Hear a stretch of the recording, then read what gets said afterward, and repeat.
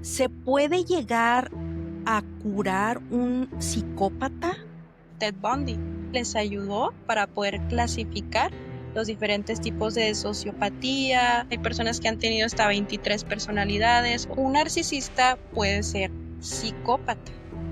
Niños de muy corta edad empiezan a manifestar estas ideaciones suicidas. Es decir, el psicópata ya nace con diferencias en su estructura cerebral. Son personas que llegan a matar, son personas que son criminales seriales, que tienen un crimen.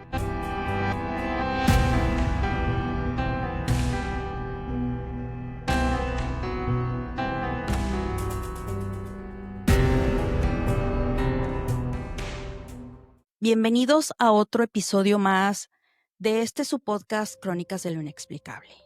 El día de hoy tengo una invitada muy especial para mí. Ella es una profesional en el campo de la salud emocional. Obtuvo su licenciatura en psicología en el Centro de Estudios Universitarios del Norte, CEUN.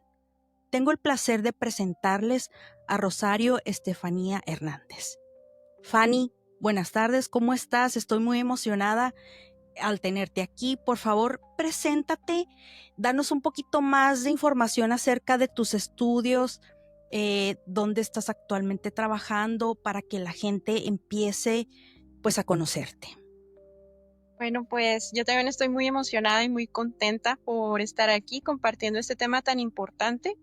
Es vital que todos conozcamos lo que viene siendo pues estas temáticas, porque la verdad podemos tener información eh, pues de redes sociales, podemos tenerla a lo mejor bajo una cierta perspectiva, inclusive por vivencias personales, pero pues el campo de la psicología avala bastante, ¿no? Hay un fundamento científico por el cual hay este tipo de personalidades. Actualmente yo estoy trabajando en un centro de rehabilitación donde se ven historias pues bastante conmovedoras, donde pues algunos de los pacientes inclusive han tenido conductas delictivas, han tenido antecedentes penales, donde podemos ver claramente lo que es un perfil de personalidad peligrosa. Entonces, esto es Okay. algo que yo veo a diario y, y pues aparte he incursionado en el campo de la psicoterapia también con otro tipo de casos, pero al momento este es el que estoy viendo más de lleno. Explícanos a qué edad tú empiezas a interesarte por estos temas. ¿Cuándo fue que tú decides tener esta licenciatura? Y cuéntanos también cómo canalizas a estos pacientes. Ah, Me imagino que hay que hacerles las evaluaciones, el perfil para empezar a dar un diagnóstico de qué es la problemática de la persona. Platícanos un poco acerca de eso. Sí, mira, yo empecé a interesarme por este tema aproximadamente cuando tendría algunos 15, 16 años, por el motivo de que, pues tú sabes que cuando uno está en preparatoria, pues tiene que empezar, ¿no? A pensar qué es lo que quiere hacer más adelante, porque pues es una educación preparatoria precisamente, ¿no? Para darte cuenta qué es lo que quieres ejercer cuando seas grande, a qué te quieres dedicar. Entonces, pues realmente yo no lo tenía claro así como tal de, yo quiero estudiar psicología y me quiero especializar en esto. Fue un caminito, ¿no? Donde pues se fueron poniendo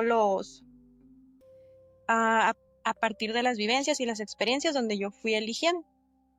Entonces, estudio lo que es la psicología, poco a poco empiezan las oportunidades laborales, empiezo trabajando en un dispensario, viendo todo tipo de casos, desde niños, adolescentes, adultos, parejas, familias.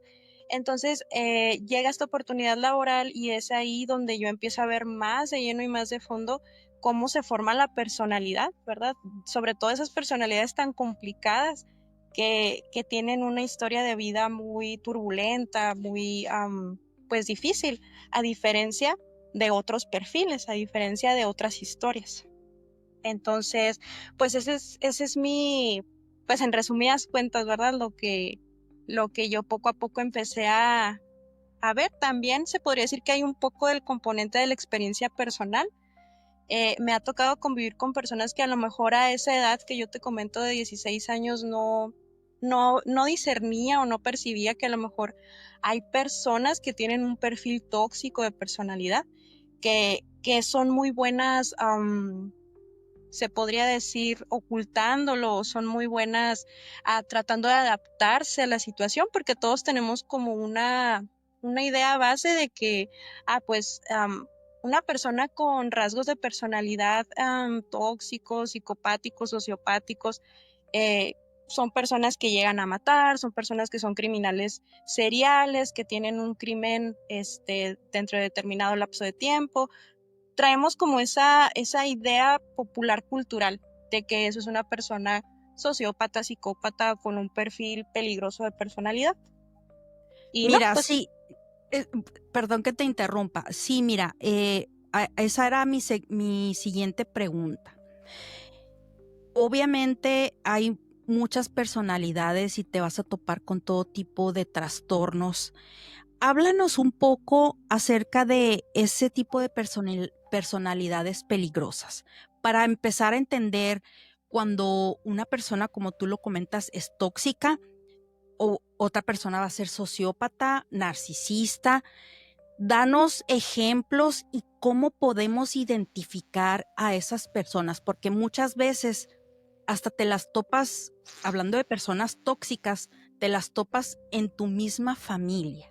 Entonces, platícanos cómo identificas esos rasgos, esas personalidades, o cuáles son esas red flags, banderas rojas, para que la gente pueda, pues ahora sí que identificar.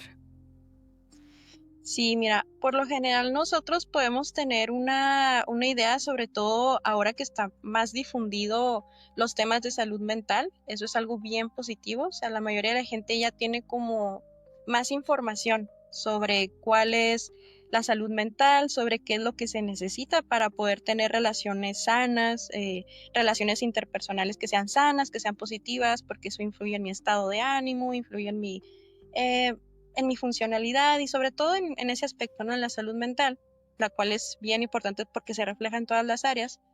Entonces, podemos tener una idea general, eso es muy positivo, pero sí, la realidad es de que las personas que tienen algún trastorno de personalidad no son tan fáciles de detectar, porque son personas que por lo general son muy hábiles para enmascarar estos rasgos. Obviamente no van por la vida diciendo, oye, yo tengo una tendencia a manipular, yo tengo una tendencia a controlar, yo tengo una tendencia a lastimar a las personas con tal de lograr mis objetivos. Como tal, no te lo van diciendo, tienen una forma de adaptarse para ocultarlo y poder ser funcionales en la sociedad. Hay ocasiones en las que son conscientes de esto y, y no saben como tal cómo tratarlo. Quizás sospechan que hay algo que ellos padecen porque se refleja en sus relaciones, pero muchos de ellos no son conscientes de esta problemática porque es un problema de salud, Sí, claro. los trastornos de Oye, personalidad. sí, oye, Fanny, ahorita que mencionas esa palabra de manipulación, eh, ¿una persona manipuladora fue una persona que padeció algún trauma en su niñez, o no necesariamente tiene que ser de esa forma? Cada historia es diferente. Para la formación de la personalidad hay dos factores fundamentales, los cuales son la genética, o sea, la carga genética que nosotros ya traemos por default, que es nuestro temperamento. Se llama temperamento. Ajá, todos por naturaleza ya nos vamos a comportar de tal o cual manera. Eso ya es, pero es innato. Es una parte de nosotros genética.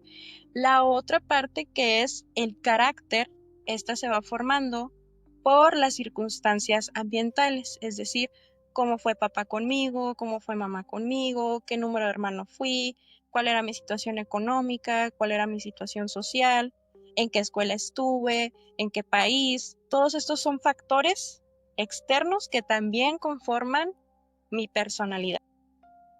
Ok. Oye, Fanny, y una persona que es manipuladora, tú mencionabas que muchas veces o con cualquier otro tipo de rasgo, de trastorno de personalidad, muchas veces esas personas, ellas mismas no se identifican o no se autoevalúan de que tienen un problema. ¿Cómo es la manera de que ellos pudieran entender, de ser conscientes de decir, ok, tengo un problema? ¿Tienen que ir a terapia para que el psicólogo les diga, tienes un problema? ¿O cómo es que ellos se pudieran dar cuenta para poderlo aceptar y poder ahora sí que pedir ayuda o entrar en terapia para tratar ese trastorno? Sí, definitivamente es un trastorno tratable, tiene un tratamiento, pero algo que se podría decir que es un factor de riesgo, un impedimento para que esta persona pueda tener una buena calidad de vida, porque obviamente hay consecuencias a causa de este trastorno, empiezan a alejar a las personas, empiezan a tener problemas eventualmente en todas las áreas de su vida. Entonces, lógico, están proclives a sentir depresión, desarrollar ansiedad. Entonces, es bajo estas circunstancias límites en donde ellos consideran el tomar terapia o el asistir a alguna asesoría psicológica o terapia psicológica. Pero casi siempre ese es el denominador común. Como son personas muy hábiles en esta área para poder adaptarse, para poder manejar a las personas, para que ellos siempre salgan bien librados, porque es una habilidad muy marcada que ellos tienen. Para cuando llegan a este punto en el que ya perdieron relaciones, quedaron en soledad porque quizá perdieron trabajos, quedaron evidenciados, por poner un ejemplo, es cuando ellos deciden acudir a terapia, y es ahí cuando se dan cuenta que tienen un trastorno de personalidad, y es cuando empieza el tratamiento. Ok. Pero es cuando llegan a esta circunstancia límite. Sí, o sea, digamos, cuando ya topan fondo, como normalmente se dice, ¿verdad? Ok. Así es. A ver, defínenos, por favor, qué es un sociópata y qué es un narcisista. Sí, bueno, el sociópata viene siendo una persona que a causa de ciertas vivencias, ciertas experiencias, que por lo general sí son traumáticas, sí son experiencias demasiado fuertes para ellos, tales como los abusos de cualquier tipo, ya sea sexual, emocional, duelos, situaciones en las cuales ellos vivieron una situación muy impactante emocionalmente, generalmente a muy temprana edad. Es la manera en que ellos desarrollan un mecanismo de supervivencia para poder adaptarse a esa circunstancia tan traumatizante, y eventualmente la repiten en su adolescencia, edad adulta y el resto de su personalidad. Es decir, adoptan mecanismos de defensa muy desadaptativos, pero que a la larga les ayuda o les ayudó a sobrevivir en un momento dado pues, de su historia de vida. Es decir, influyó mayoritariamente el factor ambiental. Es decir, pasó algo con su papá, pasó algo con su mamá, con sus hermanos, en una situación determinada de su vida, generalmente en la infancia, y es ahí donde, combinado con un factor genético, ellos terminan desarrollando esta personalidad sociopática. Es decir, el entorno influyó grandemente para Influyó. que ellos se convirtieran en él. Ok. Y la diferencia entre un sociópata y un narcisista, Fanny.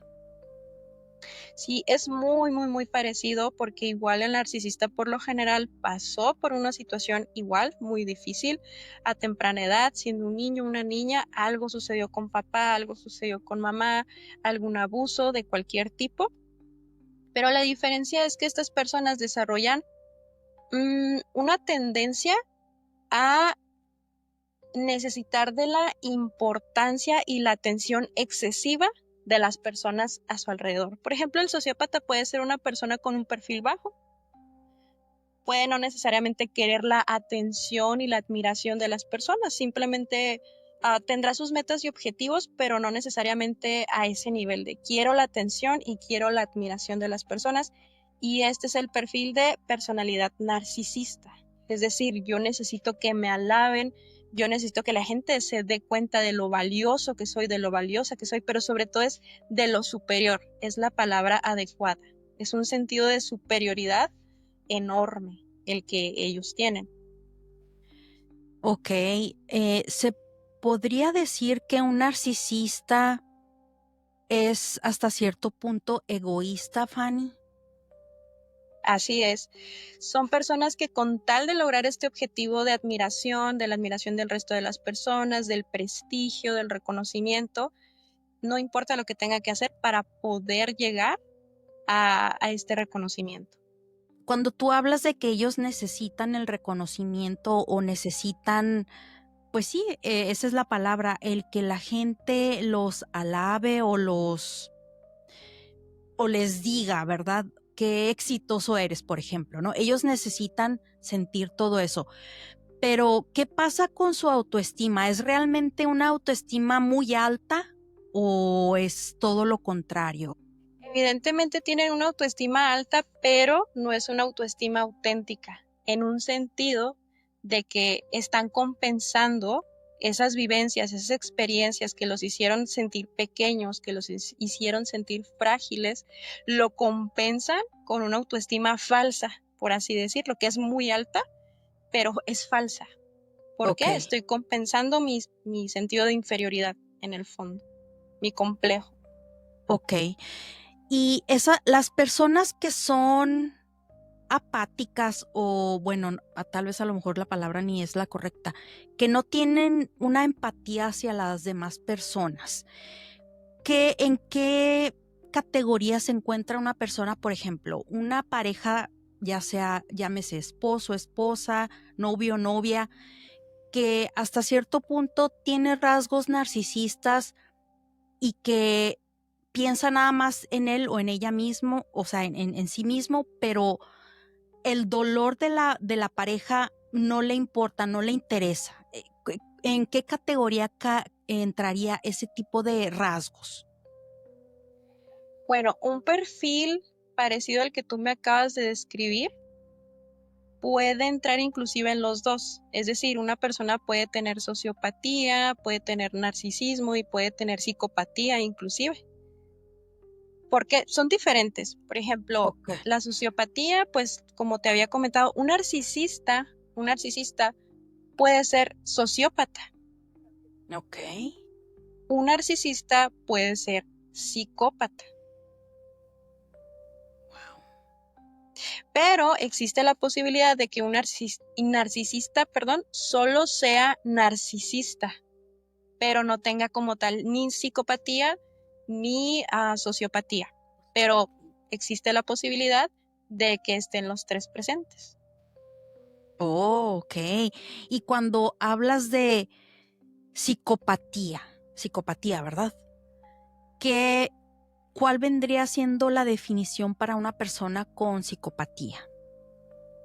Es muy parecido al sociópata, muy parecido. La diferencia es que hay una diferencia biológica. La diferencia es mayoritariamente biológica, es decir, el psicópata nace, ya nace con diferencias en su estructura cerebral e inclusive hay estudios más novedosos que sugieren que hay diferencias en los genes, es decir, a un nivel 100% genético. Entonces, con el psicópata es más complicado por el hecho de que él ya es así por naturaleza. Entonces se puede decir que los psicópatas nacen ya con ese, que es un trastorno, enfermedad, síndrome, es trastorno. Así es un trastorno de su personalidad. Su personalidad no funciona de una forma sana. Ok, eso es muy interesante. Los asesinos seriales, Fanny. Un Ted Bundy. ¿Y cómo se llamaba el carnicero de Milwaukee? Jeffrey Dahmer. ¿Cómo catalogarías esos trastornos? ¿Como psicópatas? Definitivamente. Definitivamente muchos de los perfiles psicológicos para detectar estas personalidades inclusive se basaron en estos que acabas de mencionar, mayoritariamente en Ted Bundy.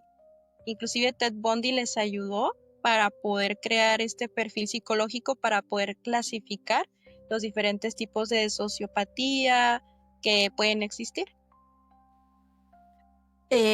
Yo sé que científicamente, como tú lo comentas, pues la psicología es un campo muy amplio y obviamente pues debe haber estudios científicos que demuestran esto, que pues que estos psicópatas nacen así.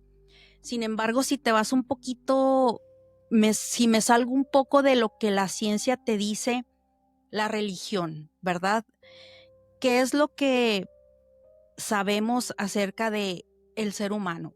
Pues que cada persona, cada ser humano nace a semejanza, a imagen y semejanza de Dios. Entonces, tú pudieras pensar, no puede nacer de esa manera, puesto que es una persona, es un ser humano que Dios creó. Incluso yo tengo este tipo de peleas, por así decirlo, con mi esposo.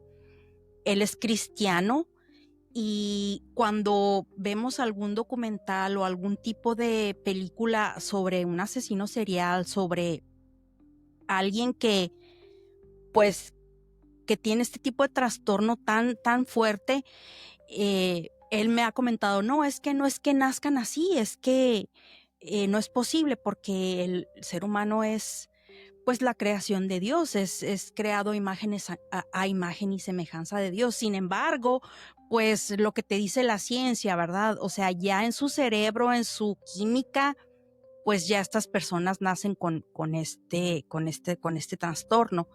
¿Se puede llegar a curar un psicópata? Bueno, como tú lo comentabas, la psicología es todo un campo que está en constante actualización, en constante investigación, y como tal se podría decir que hay un tratamiento para la psicopatía, sociopatía, narcisismo, pero como tal, una cura se podría decir al momento que no existe como tal. Es un tratamiento que hace que la persona desde luego sufra menos porque empieza a adoptar normas de convivencia que lo hacen conectar un poco más con las personas, que lo hacen ser más funcional, pero siempre va a estar alerta a precisamente estos rasgos de personalidad tan arraigados que están en él o están en ella. Entonces, como tal, te podría decir, no hay una cura como tal, pero sí hay un tratamiento para Tratamiento, el ok. mismo. ¿Y esos tratamientos en qué consisten, Fanny? ¿Es terapia y medicamento controlado o es dependiendo cada caso?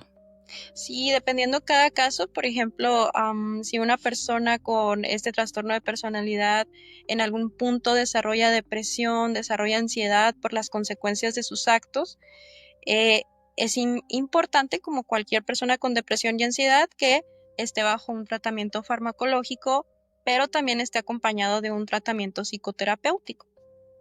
Entonces ya es dependiendo la gravedad del caso. Ok. Eh, ¿cómo, ¿Cómo se puede lidiar con, por decir, voy a poner un ejemplo, no sé, una familia, un matrimonio que tiene un hijo y que empieza a notar ciertos rasgos o ciertas características de ese niño?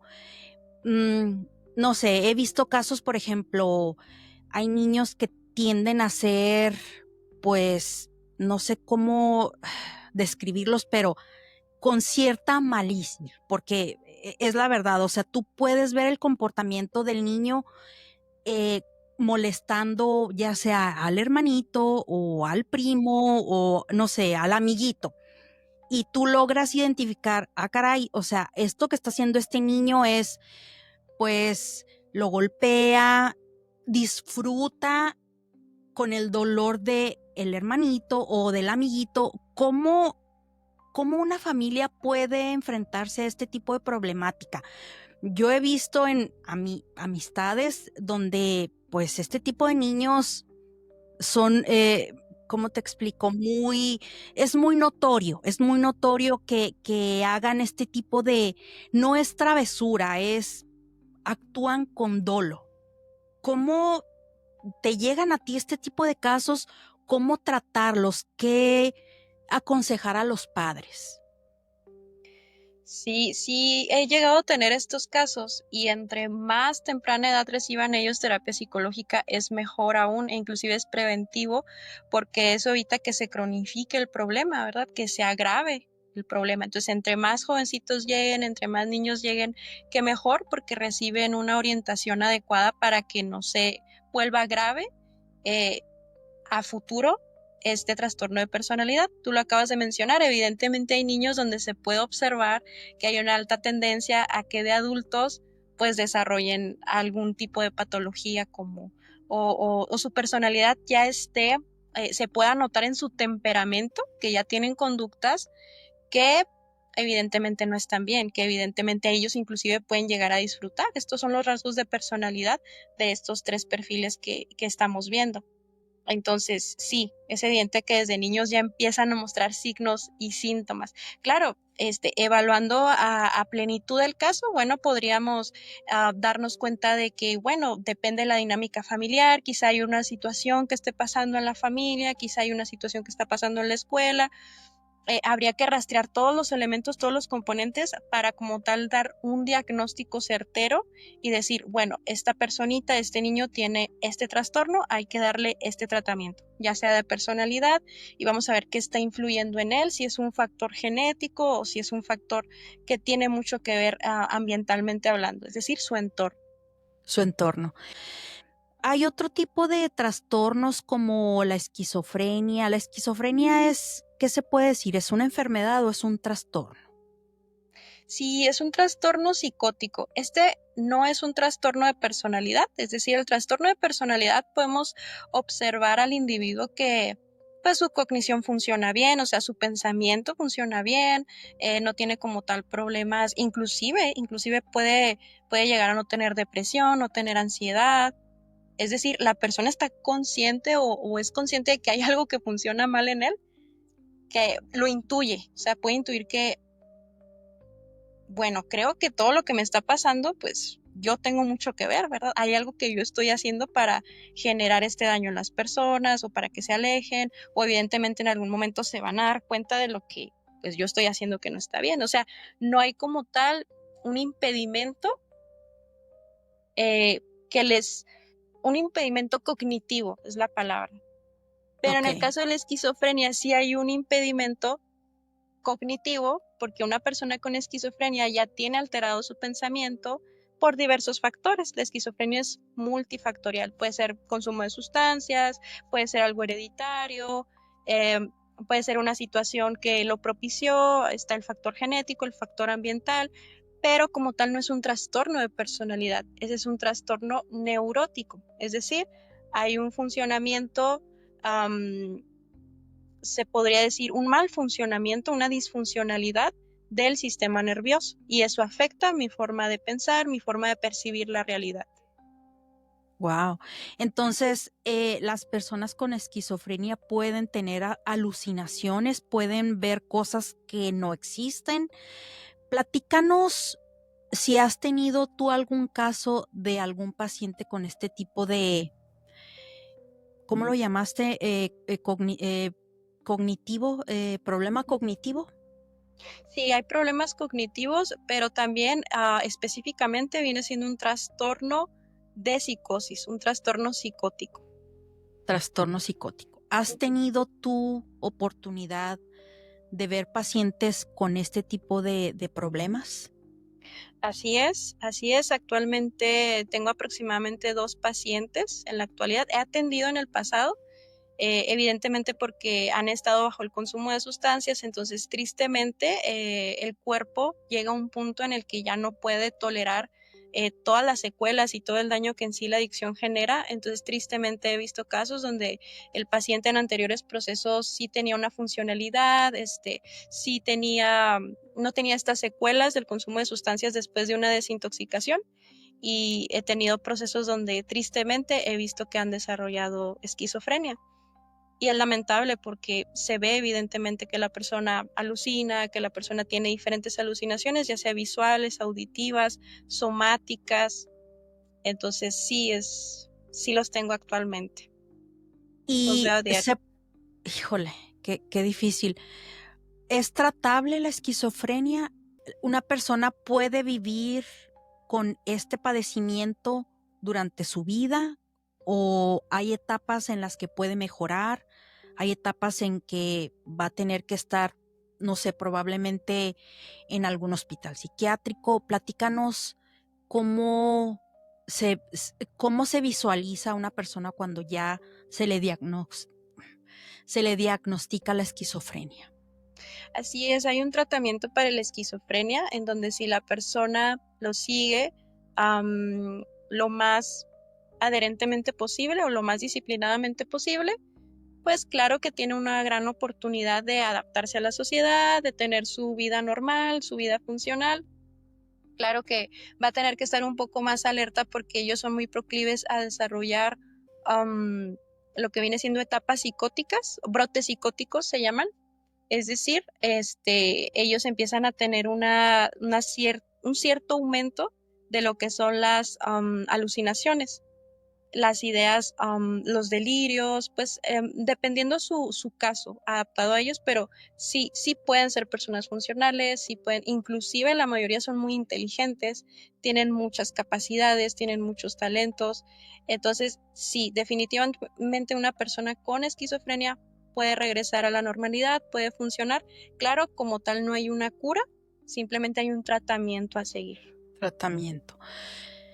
Pani, ¿cuál es la diferencia entre una persona con esquizofrenia y una persona con paranoia? Bueno, la diferencia es que la paranoia se puede presentar de forma aislada, inclusive hay otros trastornos, se podría decir esquizoides, es decir, no es esquizofrenia, sino que es un trastorno de personalidad llamado esquizoide, en donde la persona literal siente que le pueden hacer daño, sienten que la pueden lastimar, hay una paranoia latente, pero sin llegar al grado de alucinar.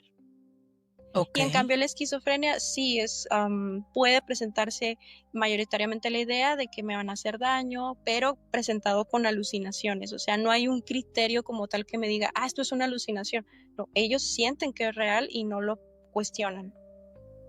Ok. Ah, hablemos un poquito de, no sé, personalidades con bipolaridad. Platícanos, danos ejemplos, cómo se diagnostica, cómo se comporta una persona bipolar. Sí, el trastorno bipolar viene siendo un trastorno psicótico. ¿Por qué psicótico? A lo mejor la persona no tiene como tal alucinaciones visuales, auditivas, pero sí puede llegar a tener ideas y estados de ánimo delirantes. Es decir, supongamos, por un lapso de 6 meses, la persona con bipolaridad se siente llena de energía, emprende muchos proyectos, son muy arrebatados, o sea, toman decisiones bien impulsivas, dicen, no, yo ahora me voy a ir, no sé, a la playa, o ahora me voy a ir a Francia, me voy a ir a Europa, o sea, así sea al otro lado del mundo, ellos se van de mochilazo y tienen estos impulsos y logran cosas muy grandes, pero es bajo un estado alterado a todos los niveles, mental, emocional, físicamente hablando. Y los otros 6 meses, por así decirlo, ellos manifiestan todo lo contrario, se sienten deprimidos, no quieren salir, quieren estar todo el día acostados. Entonces, anteriormente al trastorno de bipolaridad se le conocía como trastorno maníaco depresivo, porque tenían episodios maníacos, como el que te acabo de contar, quiero hacer todo, ideas de grandeza, yo todo lo puedo y ahora voy a emprender este proyecto, y depresivos, todo lo contrario, la vida no tiene sentido y es cuando corren peligro porque literal se quieren morir, pueden tener ideas suicidas o intentos suicidas. Híjole, qué peligroso. ¿Te ha tocado, Fanny, enfrentar algo así tan drástico donde algún paciente o familiar de algún paciente te haya llamado diciendo, ¿sabes qué? Es que esta persona está a punto de, pues, de desvivirse, ¿verdad? De tal forma es su depresión que puede atentar con su vida. ¿Te ha tocado un caso de este tipo? Sí, como tal he tenido pacientes con mucho riesgo. De hecho, últimamente hay un incremento en mi ciudad, hay un incremento de personas con depresión, pero sobre todo con intentos suicidas. Es como una oleada de casos.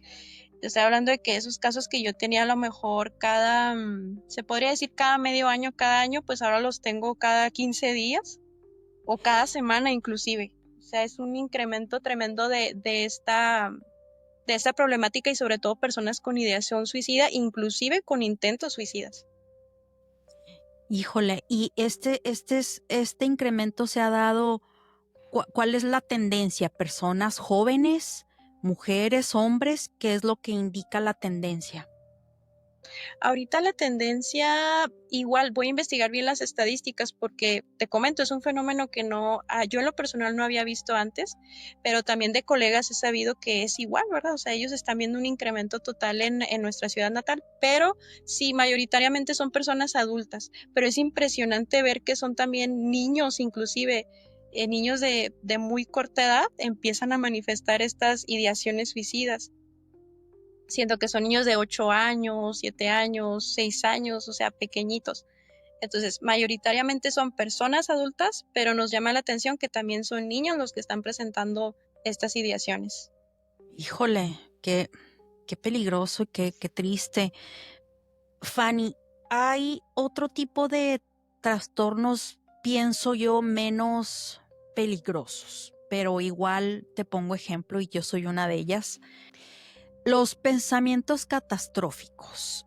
¿Por qué una persona desarrolla este tipo de... ¿Qué es? ¿Es un trastorno? ¿Son miedos? ¿Son como pequeños ataques de pánico? A ver, descríbenos un poco eso, por favor.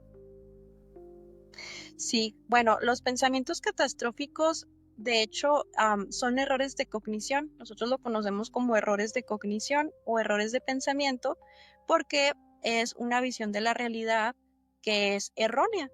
Generalmente los pensamientos catastróficos no son comunes porque una catástrofe es precisamente eso, algo demasiado intenso que afortunadamente pasa de una forma muy retirada, ¿no? Pero los pensamientos catastróficos tienen esa característica, ¿no? Que se sienten muy reales, que la persona que los tiene afecta también a sus emociones, su forma de sentir, sus conductas, sus acciones. Entonces, es un síntoma generalmente de ansiedad cuando una persona tiene muchos pensamientos catastróficos. Igual hay grados de ansiedad, hay un grado de ansiedad leve, uno moderado y uno grave. Entonces, una persona puede manifestarlos y tener un grado de ansiedad leve o bien um, estar proclive a desarrollar a la larga, si no le da un tratamiento, desarrollar algún grado de ansiedad. Ansiedad. Fíjate que yo te confieso, yo soy de esas de pensamientos catastróficos. Y yo por mucho tiempo yo decía, ¿y si pasa esto? ¿Y si pasa lo otro? Entonces, pues vivía yo muy nerviosa, muy, pues esa era la palabra, o como dices tú, a lo mejor tipo de ansiedad. Ahora, mi pregunta es, cuando tú vives con una persona que padece de ansiedad, que padece de depresión, ¿te pudiera transmitir sus miedos o sus inseguridades? Definitivamente, porque las personas alrededor de una persona con algún trastorno de ansiedad, de depresión, tienen que adaptarse al tratamiento de esta persona, porque pues lo que le pasa a un miembro de la familia le sucede a toda la familia o al grupo de amigos o las personas cercanas. Entonces, sí influye bastante a su ambiente. Entonces las personas se tienen que adaptar a esta situación que es difícil porque como tal es un trastorno y le comento, si no es un trastorno, um, son síntomas que se pueden tratar para prevenir. Para prevenir. Fíjate que yo, bueno, mi ex esposo, el papá de mis hijos, él fue diagnosticado con trastorno de ansiedad generalizada. Estuvo en bastantes, pues, tratamientos. Se fue recuperando con el tiempo, pero sí era demasiada su, ¿cómo lo podría explicar? Era demasiada pues sus pensamientos catastróficos que llegaba a un punto hasta ser negativo es que me van a correr del trabajo, es que me va a pasar esto, es que me va a pasar lo otro. Entonces, pues imagínate yo vivir eso por más de 15 años, no sé, yo me hice muy insegura y yo después de divorciada, yo empecé a sentir pues este tipo de, ¿y si pasa esto? ¿Y si pasa el otro? Entonces yo misma me empecé a analizar y dije, a ver, espérate, o sea, porque estoy pensando cosas negativas, o sea, me estoy yendo al extremo, pero fíjate, incluso hasta hace poco, mi esposo, pues él hace muchas cosas aquí en la casa, las arregla y es muy, como se dice, muy handyman, o sea, muy, le intelige y arregla las cosas. Agarra ¿cómo se llama? Una sierra y corta madera y me hace cosas para las plantas, me instala pues que la refrigeración para mis plantas, o sea, hace mucho este tipo de cosas, pero simple, o sea, por ejemplo, se sube a la escalera o se empieza a agarrar la sierra, de verlo me da nervios, me empiezo a imaginar, y si se corta, y si se cae, y si esto, y si lo otro. Sí, sí, sí, son pensamientos catastróficos y evidentemente fue algo que usted lo volvió un hábito, precisamente porque, claro, era su pareja, am, esa persona que me comenta que era su pareja y que tenía estaba diagnosticado con trastorno de ansiedad generalizada, entonces sí, definitivamente influye en las personas con las que convivimos, sobre todo alguien tan cercano, entonces usted lo volvió un hábito, claro, de forma inconsciente, ¿verdad? A causa de estar conviviendo con una persona que tenía esta sintomatología. Sí, pero como tal para diagnosticar en sí un trastorno por ansiedad, pues habría que determinar más factores, porque todos hasta cierto punto podemos manifestar ideas catastróficas, pero habría que ver el contexto de la situación, a raíz de qué lo desarrollé, qué es lo que viví, quizá es un hábito por una situación vivida en el pasado, etcétera. Creo yo que pienso, ¿verdad? Que todo mundo, pues tenemos ciertos miedos, pero como que hay una línea ya muy delgada que separa, pues, lo que es un miedo normal a pues, un pensamiento de este tipo que se puede tomar como una catástrofe, ¿no?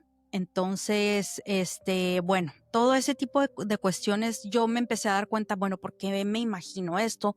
¿Por qué pienso esto? Y fue un poquito que empecé a indagar. Fanny, coméntanos cuál ha sido alguno de los casos que tú hayas tratado en el cual tú hayas dicho, esto está fuera de mi alcance, esto está fuera de la capacidad de una psicóloga de tratar. Algo que se pudiera decir que es inexplicable o algo que tú pudieras decir, aquí ya no sé qué procede, porque muchas veces nos encontramos con ciertos temas o ciertos casos. Yo en mi trabajo a veces digo, ay, no sé qué hacer aquí ya, la verdad, no le encuentro una salida. ¿Te ha tocado algo así por el estilo? Sabes que sí, ah, hasta cierto punto, para ser exacto, me ha pasado que comprendo que hay cosas que no están en mi control con algunos casos. Hay unos en los que es más fácil que digo, este es el tratamiento a seguir, esta es la situación que es la raíz de la persona que tenemos que trabajar, pero hay otros que son evidentemente más difíciles, ¿no? Que es donde realmente sí me cuestiono mucho, ¿será este como tal? O ya una vez que vimos ciertas sugerencias o parte del tratamiento, es como que, no, estos no son los resultados esperados, hay algo que no estoy viendo o hay algo que estoy pasando desapercibido. Entonces, como psicólogos, somos personas que orientamos, somos personas que eh, tenemos los estudios y el conocimiento para determinar cuál es la causa, pero en realidad el paciente es el que toma la decisión de querer cambiar. Entonces nosotros orientamos, pero quien toma la decisión, quien tiene la responsabilidad también de hacer esos cambios en su vida, de mejorar su salud, es el paciente también. Entonces he tenido casos en donde sí, evidentemente he tenido esta impotencia de decir, aquí no puedo influir en el paciente porque es su decisión, es su voluntad. Yo hice lo que me Ok. corresponde, mi responsabilidad como terapeuta, pero él es o ella es quien tiene que tomar la decisión. Entonces he sentido esa, se podría decir, ese límite, esa barrera que yo ya no puedo cruzar en cuanto a las decisiones del paciente. Entonces me tocó una situación con un paciente con características sociopáticas y también con los temas de depresión. Cuando la persona manifiesta ideaciones suicidas, es muy frustrante ver que la persona no puede ver lo positivo de la vida, no puede ver que tiene muchas oportunidades, muchas cosas por vivir aún. Ese es otro tema también que es difícil para mí, por así decirlo, porque tengo que trabajar en ver que el paciente mejore su salud, pero también él tiene que tomar la decisión.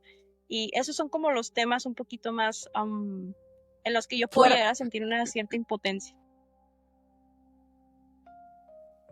cuando hoy en día se ve mucho, es algo muy frecuente en todos lados, en el trabajo, en tu propio hogar, la gente tóxica. ¿Cómo tú puedes identificar? Incluso yo tengo amigas o conocidas del trabajo que me platican, es que mi abuelita es así, mi mamá es así.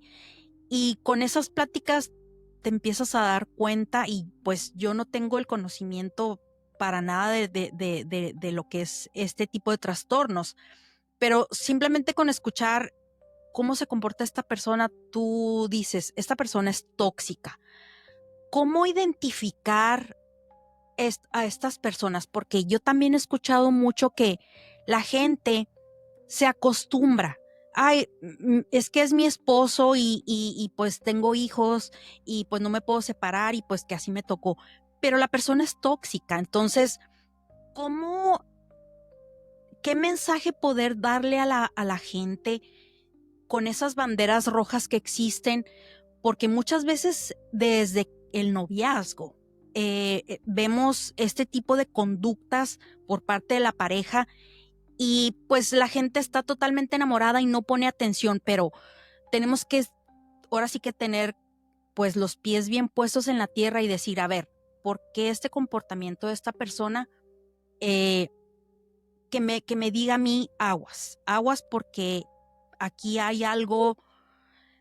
¿Cómo definirías tú una persona tóxica? ¿Cómo lo define la psicología?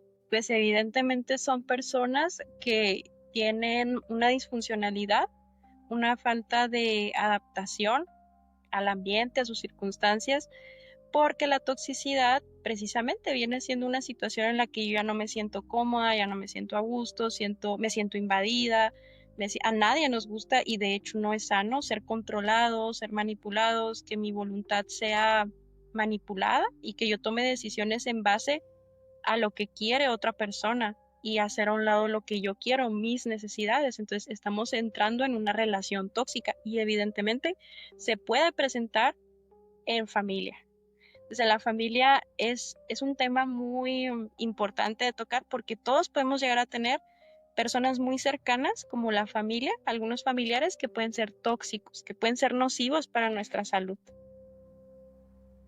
Así Entonces es. sí, hay una serie de red flags, ¿verdad? En cuanto yo empiezo a sentirme, inclusive podemos llegar a desarrollar depresión por convivir en un ambiente tóxico o con familiares tóxicos o con personas cercanas que son tóxicas para nosotros. Se puede decir que esas personas en su comportamiento tratan de alejarte de tu familia, de tus amigos, de alejarte de lo que a ti te gusta hacer. Es parte de su toxicidad, se puede decir. Así es, porque si yo aíslo a una persona, le quito sus redes de apoyo, le quito a las personas que le van a dar un buen consejo, que la van a escuchar, y solamente me tiene a mí, solamente tiene un contacto conmigo, pues es más fácil para mí poder influir en las decisiones de esta persona porque no va a tener otros puntos de referencia. Y luego ahí entra ya la manipulación, ¿verdad? Así es, entra la manipulación. Fanny, hoy en día se ve muchísimo esto y yo, bueno, a lo mejor la gente que me puede estar viendo, a lo mejor gente joven, son otros tiempos. En mis tiempos era muy diferente en el aspecto de que el niño era, ahora sí que, se me fue la palabra, educado. El niño era educado por los padres, a lo mejor de alguna manera muy estricta. Hoy en día, ¿qué es lo que vemos? Vemos estos niños de 5 o 6 años prácticamente manipulando a la mamá, manipulando a los padres, haciendo el tipo de berrinches, llorando porque no se les da el juguete, el teléfono, esto, ¿cómo lidiar con niños de este tipo? En mi entendimiento, ahí los culpables son los padres. No sé qué opinas tú al respecto. ¿Te ha tocado tener problemáticas con familias donde un niño pudiera llegar a porque pues llega a manipular de tal forma a los padres que los padres les dan todo y para ellos es lo más fácil que el niño deje de llorar o deje de hacer berrinche y le dan el juguete o lo que el niño esté pidiendo? ¿Cómo alertar a las familias? ¿Cómo poder? Porque mira, me gusta que el podcast, tú sabes que mi podcast es historias inexplicables, paranormales, pero este tema de salud emocional es sumamente importante y pues me gusta que haya un aprendizaje. Entonces, para todas aquellas parejas jóvenes con niños, incluso gente adulta con hijos mayores, ¿cómo poder identificar este tipo de conductas tóxicas de los niños? ¿Cómo poder actuar? ¿Cómo poder, pues, sobrellevar esta problemática? Sí, es muy importante el que la crianza sea lo más saludable y lo más efectiva posible, y a veces eso se confunde, sobre todo en esta generación, con esa sobreprotección hacia los niños, que sobreprotegerlos es como tal no ponerles límites, los cuales son necesarios para la formación de su personalidad. Si un niño a temprana edad no se les ponen los límites adecuados y sanos para que pueda llevar una vida adaptativa y funcional, eventualmente de adultos van a tener muchos problemas para relacionarse, muchos problemas con los trabajos, con la familia, con su entorno, porque no tienen una tolerancia a la frustración. Ellos no saben lo que es el no, que en la vida van a haber nos, a veces no se van a poder hacer las cosas.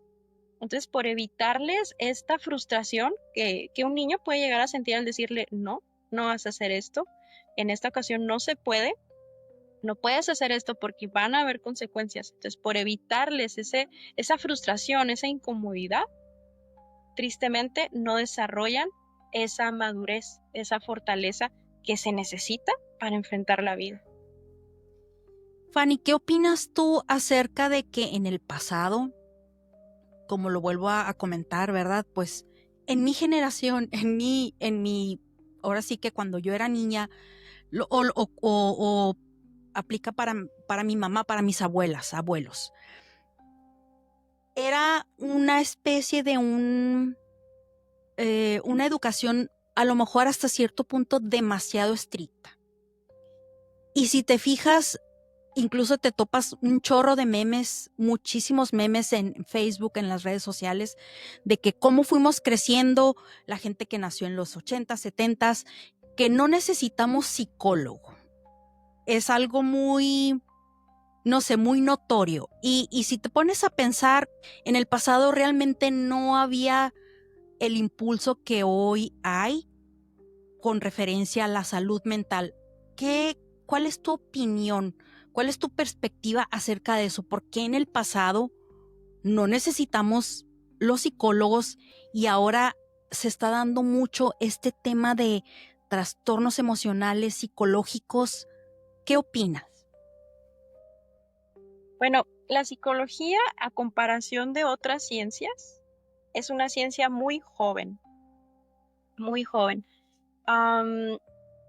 Y tiene mucho que ver el hecho de que, por ende, está en constante crecimiento. Entonces, estas patologías de las que estuvimos hablando, estos trastornos de personalidad, evidentemente han existido en el pasado, pero tenían otro nombre, tenían otras definiciones y como tal la psicología se ha encargado de estudiar el campo del comportamiento humano. Por lo mismo, es una ciencia que se está difundiendo con más frecuencia al día de hoy. Antes no existía como tal, tendría otros nombres. Las patologías que acabamos de ver, por ejemplo, porque el comportamiento humano es vasto, es amplio, pero ciertamente es una ciencia necesaria para mejorar la calidad de vida en el ser humano. Así es. Todos esos problemas emocionales, estamos hablando de cómo puedes medir tú una emoción. Es muy difícil. Cierto que la psicología es una ciencia, sin embargo, si te vas por el método científico, todo tiene que ser medible, todo tiene que ser, tiene que tener evidencia objetiva. Y muchas de las veces, en cuestión de las emociones, cómo lidiar con tus emociones, la inteligencia emocional, por ejemplo. Cuando yo me topo con un libro de Daniel, ¿cómo es el apellido? No me acuerdo. Precisamente es muy conocido por la inteligencia emocional. Te empiezas a dar cuenta que pues es de lo más importante que existe. O sea, no importa tu IQ, ¿cómo se le llama? Tu índice de cognitivo en el aspecto de tus conocimientos. No importa que tengas, que sea de 200, mientras tengas inteligencia emocional, pues es lo que te va a llevar en esta vida, pues a enfrentar este tipo de situaciones. Ahora, tú como psicóloga, Fanny, ¿cómo se miden este tipo de inteligencia emocional? O sea, ¿cómo transmitir el mensaje a la gente que nos está escuchando de cómo saber si somos realmente inteligentes emocionalmente?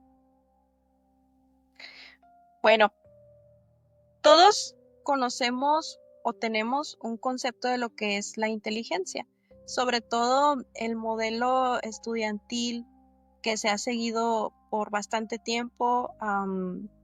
Nos dice mucho esto, ¿no? Que si tú tienes tal calificación, si tú cumples con ciertos criterios, tienes esta calificación y así se mide si tú eres inteligente. O hay otros criterios también para determinarlo. Pero se dice que la inteligencia es todavía más amplia y eso es justo lo que estudia la psicología también. ¿Qué es en sí la inteligencia? Entonces se ha sacado la conclusión, me parece que es Daniel Goleman el que Sí, la Daniel menciona, Goleman, esta sí, inteligencia. inteligencia emocional. Así es. Ujú. ¿Sí? Entonces él se dio cuenta que hay una inteligencia emocional. Hay gente que a lo mejor, supongamos, no tiene esta inteligencia para las matemáticas, pero al momento de gestionar emociones, de manejar emociones difíciles como la ira, la tristeza y todos sus derivados, es muy hábil. Hay gente que es muy resiliente, hay gente que a pesar de las circunstancias adversas sale adelante y hay otras personas que por cuestiones a lo mejor no tan difíciles como estas personas, igual se derrumban. Entonces se dio cuenta que hay una inteligencia emocional y aparte se sabe que hay aproximadamente 8 tipos de inteligencia. Oh, sí. Así es, y entre ellas está la inteligencia emocional. Hay gente que es muy buena para las matemáticas, hay gente que es muy buena como artistas, hay gente que puede plasmar paisajes, hay gente que puede pintarlos, hay gente que puede bailar de una forma excepcional, hay gente que es muy empática, que sabe leer las emociones de las personas, que sabe interpretarlas. Entonces, dependiendo de esos 8 tipos de inteligencia, pues es donde la persona puede desarrollarse de una forma amplia, porque la inteligencia no solo abarca un aspecto, abarca aproximadamente 8 y todos sus derivados. Pero sí, la inteligencia emocional es vital. Si nosotros no tenemos inteligencia emocional, podemos ser muy hábiles en otros aspectos, podemos tener una inteligencia matemática, por ejemplo, muy desarrollada, pero si yo no sé manejar mis emociones, si yo no sé reconocer las emociones de los demás, se va a reflejar porque soy un ser social que interactúa con mis propias emociones e interactúa con las emociones de las otras personas. La inteligencia emocional es vital para poder crecer en todos los ámbitos de nuestra vida. Sí, Fanny, así es. Y de lo poco que sé yo, este libro de Daniel Goleman, sí, se nos hizo nos encargaron que lo leyéramos en uno de los cursos que yo tuve en el pasado, no recuerdo en dónde, pero sí, precisamente hablando de eso, o sea, no basta con que tú cumplas tu currículum en la universidad y pases todas tus materias y obtengas la calificación para poder titularte, sino que tienes que tener esa inteligencia emocional para enfrentarte en la vida, en los trabajos y en lo cotidiano. Híjole, no, pues súper interesante toda esta información, Fanny. ¿Algo que quisieras agregar antes de terminar el episodio? ¿Alguna anécdota? ¿Algo que te haya impactado, que hayas visto en alguno de tus pacientes o que algún colega te haya contado? Sí, la verdad, algo que a mí me impacta mucho, claro que hay unos temas muy conmovedores, hay unos temas que am, si tuviera que extenderme, pues también platicaría de lo bello que es ver a un paciente que va progresando, que sale adelante, siendo que llegó muy mal, que llegó pensando que todo estaba acabado, que todo estaba destruido, que tenía muy baja autoestima, y ver cómo empiezan a progresar en todas las áreas de su vida es algo maravilloso. Pero sí, algo que también es bastante impactante es cuando llega una persona con un trastorno de personalidad. Es algo muy impresionante porque es todo un tema, es todo un mundo y, y como terapeutas es desafiante porque cuando una persona tiene la valentía, a pesar de ese narcisismo, ¿verdad? O de esa psicopatía o esa sociopatía, de estar en terapia y empezar a reconocer que no tiene del todo la razón, que hay cosas que tiene que cambiar, es algo muy positivo, pero también muy desafiante para el terapeuta como tal. Fíjate que ahorita que comentas eso de las personalidades, bueno, yo no sé en el ser humano que tengan múltiples personalidades al mismo tiempo. ¿Se da esto? ¿Es verdad? Sí, sí, sí, es verdad. Son temas también muy impactantes.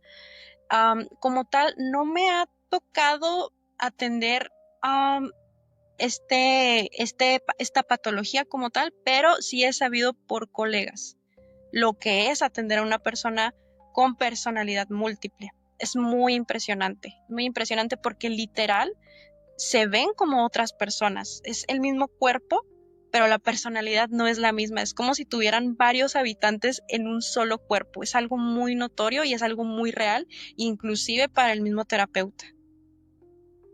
Híjole, porque hay una película de Julianne Moore y ¿cómo se llama este actor? Se me olvidó el nombre. Tiene un nombre muy largo.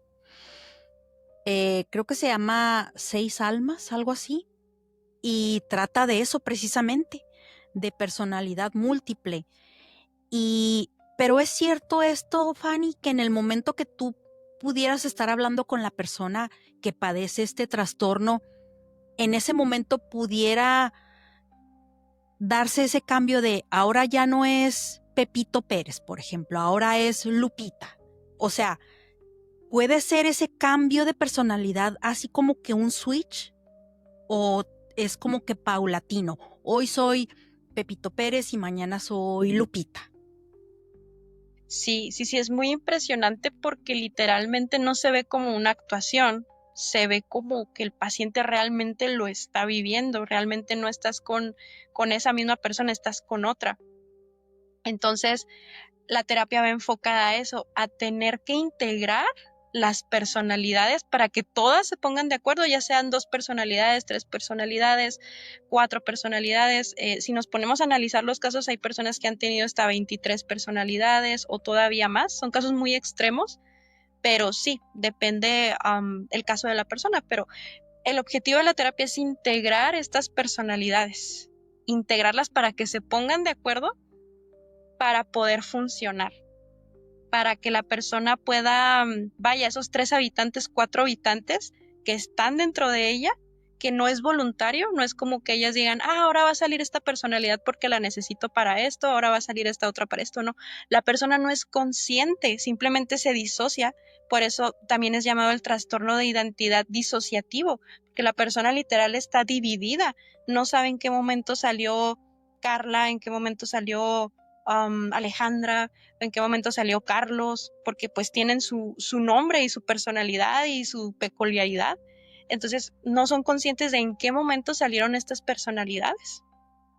Se Y disocian totalmente. sí, y este tipo de patología, Fanny, es ya algo que desde nacimiento en tu cerebro algo se desarrolló mal o es algo que se dio por circunstancias. ¿Cuál vendría siendo la causa?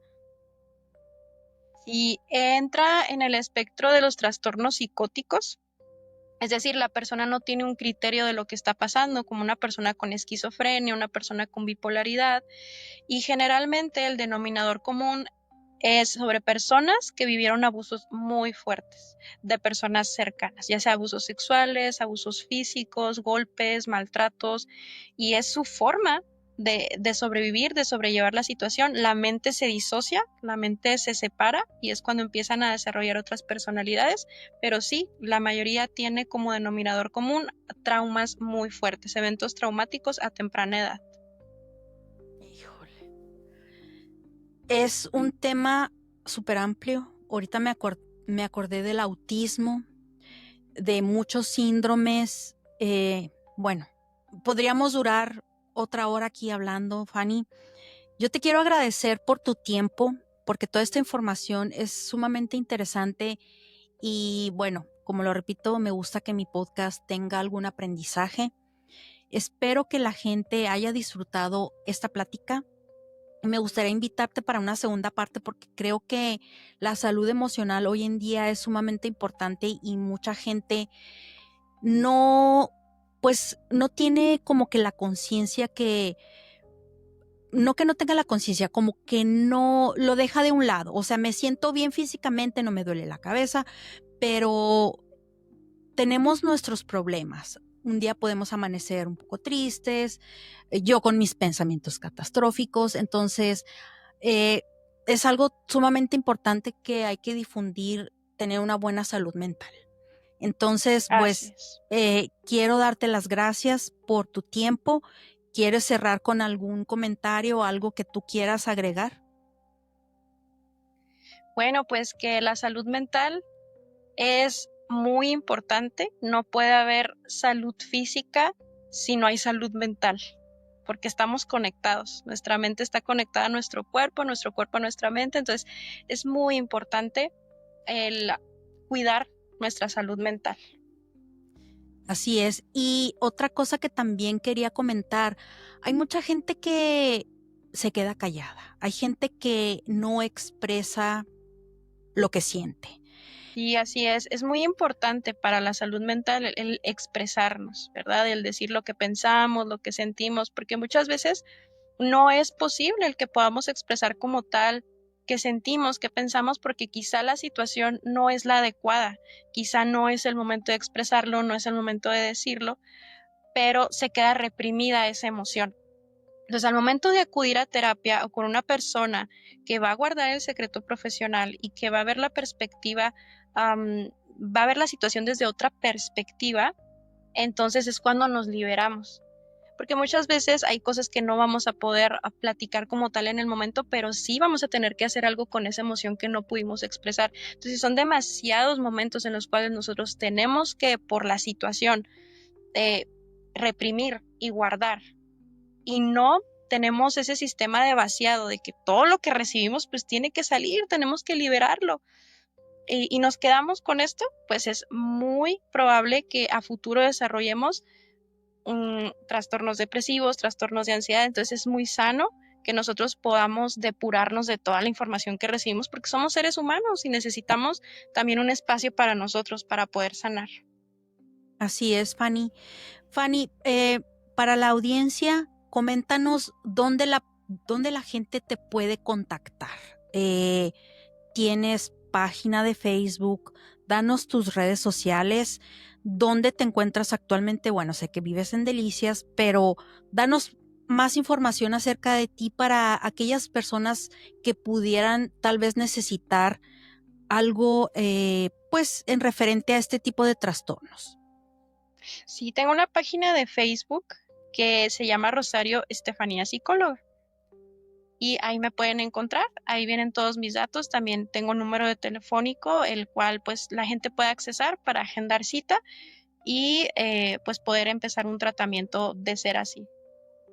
Ok, bueno, yo sé cuál es tu página de Facebook, yo la voy a poner en la descripción del episodio para que la gente vaya y te contacte.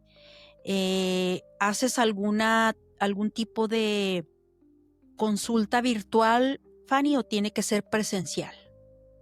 Sí, doy ambas. Cuando a la persona le es posible, doy la terapia presencial, ya sea aquí en la ciudad. He tenido pacientes inclusive que han venido a terapia presencial de otras ciudades porque pues les ha sido posible, pero también doy terapia virtual, Ok, es de forma virtual. forma virtual. Ok, eso es importante para que la gente sepa. Y bueno, pues agradecerte una vez más por tu tiempo. Muchísimas gracias. Disfruté mucho la plática. Amigos, ya saben, por favor, pongamos en práctica el tener una buena salud mental.